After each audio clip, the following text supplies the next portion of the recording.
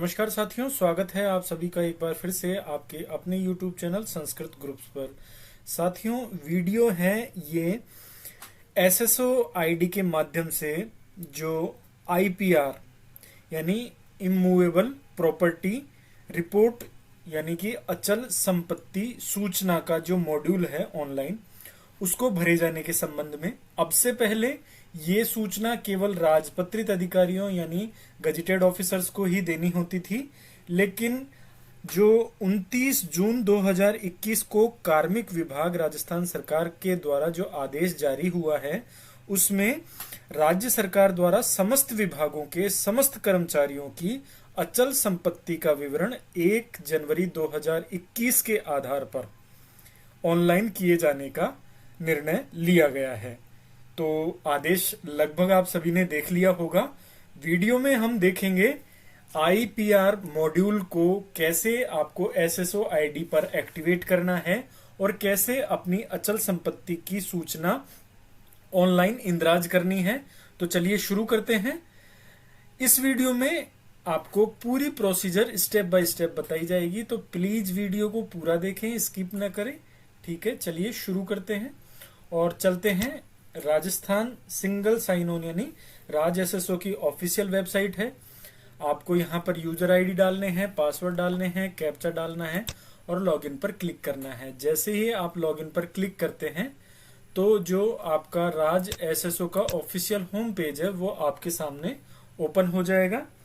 As a कर्मचारी या as a government employ जैसे ही आप लॉगिन करते हैं तो स्क्रीन पर ही आपको एप्स नजर आते हैं।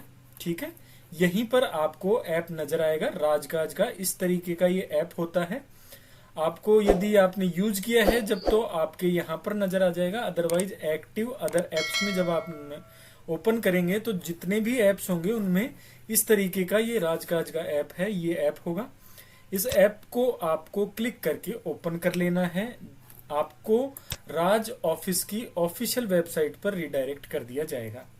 अब जो साथी या जो कर्मचारी पहली बार राजकाज की इस ऐप को यूज कर रहे हैं उनको बताना चाहूंगा कि सबसे पहले उनको यहाँ उनकी एम्प्लॉय आईडी डालनी पड़ेगी, जिससे उन्होंने इस पर लॉगिन किया है, या यूं कहूं इनकी जो खुद की एम्प्लॉय आईडी है वो यहाँ डाल करके फैच डिटेल्स पर क्लिक करना है।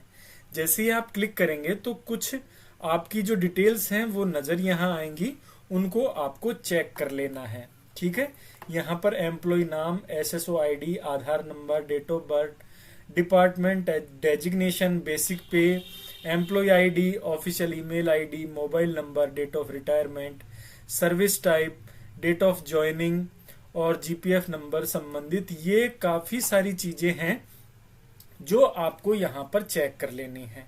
यदि इनमें किसी तरीके का कोई करेक्शन आपको करना है, यदि कोई डिटेल आपकी गलत है, तो बताना चाहूंगा कि एसएसओ की जो होम प्रोफाइल है वहां पर जाकर के अपनी डिटेल्स को एडिट कीजिएगा, तभी यहां पर आपका डेटा करेक्ट हो पाएगा। यानी कि यहाँ जो भी डेटा लिया गया है वो आपकी एसएसओ आईडी की प्रोफाइल से लिया गया है, और एसएसओ आईडी की प्रोफाइल में जो डेटा है वो आपकी एसआईपीएफ की आईडी से लिया गया है। ये पूरा कनेक्टेड जो लिंक है वो है। ठीक है, अब आप यहाँ देखिए, please confirm that about details, specially आपकी employ ID, Aadhaar number, mobile number और ईमेल आईडी। ये चार चीजें आपकी करेक्ट हैं क्या? ये चार चीज आपकी करेक्ट होनी चाहिए और आपको यहाँ पर यस और नो बताना है। यदि करेक्ट हैं तो आप यस पर क्लिक करें। जैसे ही आप यस पर क्लिक करेंगे तो यहाँ इस तरीके का आपको आगे बढ़ने के लिए विंडो ओपन हो जाएगी, जहां पर आपको पर्सनल डिटेल्स, आपको सर्विस डिटेल, ये सारी चीजें यहाँ पर देखने को मिलेगी। ठीक है, तो ये जो भी सारी डिटेल्स हैं उनको आपको इंग्लिश में और हिंदी में यहाँ पर फीड कर लेना है। सारी डिटेल्स भर लेने के बाद आपको यहाँ पर कंफर्म करना है और सेव पर क्लिक कर देना है। प्रोफाइल में सारी डिटेल सेव हो जाने के बाद अब राजकाज का जो होम पेज है वो आपको कुछ इस तरीके का नजर आएगा। ये राजकाज का डैशबोर्ड है। राजकाज में आपको किसी तरीके की कोई जो सूचना मिलेगी वो इनबॉक्स के अंदर मिलेगी। उसके बाद यहाँ पे आपका आउटबॉक्स है, यहाँ एम्प्लॉय कॉर्नर है, ठीक है, और यहाँ पर अदर जो भी मैनेजमेंट सिस्टम है तो वो है। बेसिकली ये जो सिस्टम डेवलप किया है वो राजस्थान सरकार के सभी विभागों को एक ही जगह लाने के अंतर्गत किया गया है। तो इसमें जैसे जैसे अपडेट्स आती जाएंगी वैसे वैसे आप सभी तक अपडेट्स के वीडियो में पहुंचाता रहूंगा। आज बात कर रहे हैं हम आईपीआर के मॉड्यूल की, और वो मिलेगा आपको डैशबोर्ड में। और डैशबोर्ड में भी यहाँ पर देखिए आपको नजर आ रहा होगा माई आईपीआर, और यहाँ है नॉट सबमिटेड। तो आप यहाँ पर क्लिक कर लें। जैसे ही यहाँ पर आप क्लिक करेंगे तो आईपीआर का जो मॉड्यूल है वो आपके सामने ये देखिए इस तरीके का आएगा। अब आपको करना क्या है, सबसे पहले आप देख लें यदि आपको आपकी प्रोफाइल में कोई अपडेट करना है तो अपडेट प्रोफाइल पे जाकर के आपको अपडेट करना है। तो ये बेसिकली उन साथियों के लिए है या उन अधिकारी वर्ग के लिए है जो पूर्व से अपनी आईपीआर मॉड्यूल ऑनलाइन करते आ रहे हैं। तो उनके हो सकता है बेसिक्स में अंतर आ गए हों, या जो प्रॉपर्टी है उनकी रेट इंक्रीज हो गई हो, तो वो अपनी प्रोफाइल को यहाँ पर जाकर के जरूर अपडेट कर लें, ठीक है। फिर ये जो पूरा आपका विंडो है ये यहाँ आप इसे देख लें एक बार, ठीक से समझ लें, और उसके बाद आप आगे बढ़ें। यहाँ पर आपको देखिए प्रॉपर्टी रिटर्न एज 1 जैन 2021, 1 जनवरी 2021 के आधार पर है। Please check to fill IPR with no property return. यदि आपको इस प्रॉपर्टी से कोई रिटर्न नहीं हो रही है तो आपको टिक बॉक्स में जरूर टिक करना है, अदरवाइज आप इसे ब्लैंक रखें, ठीक है। अब यहाँ पर आपको क्या करना है, देखिए सबसे पहले आपके नाम पर जो प्रॉपर्टी है उनकी डिटेल आपको यहाँ पर देनी है।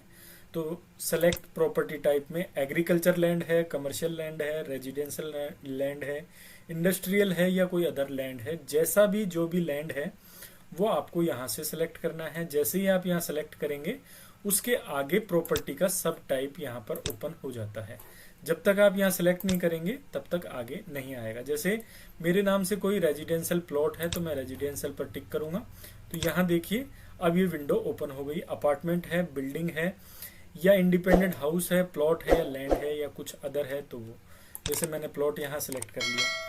रूरल में है या अर्बन में है, ग्रामीण क्षेत्र में जमीन है तो आप उसका एड्रेस यहाँ लिखेंगे, शहरी क्षेत्र में है तो आप अर्बन पर सेलेक्ट करेंगे। स्टेप बाय स्टेप जैसे आप आगे बढ़ते जाएंगे तो पूरी डिटेल्स फीड होती चली जाएगी, ठीक है। इसके बाद आगे बढ़े। अब जो ये प्रॉपर्टी आपने खरीदी है वो आपने खुद ने खरीदी है या डिपेंडेंट होने पर आपको मिली है या जॉइंट से आपने खरीदी है, जॉइंट में किसी के साथ में मिलकर के आपने खरीदी है तो वो आपको यहाँ बतानी है। फिर आपको यहाँ पर मैनर एक्वर्ड यानी जो ये संपत्ति है वो आपने कैसे प्राप्त की, तो आपने खरीदी है या वसीयत में प्राप्त हुई है या आपको गिफ्ट हुई है या किसी अदर तरीके से प्राप्त हुई है, तो वो आपको बताना है। जैसे ही आप इस विंडो को सिलेक्ट करेंगे वैसे आगे वाली विंडो आपकी ओपन हो जाएगी।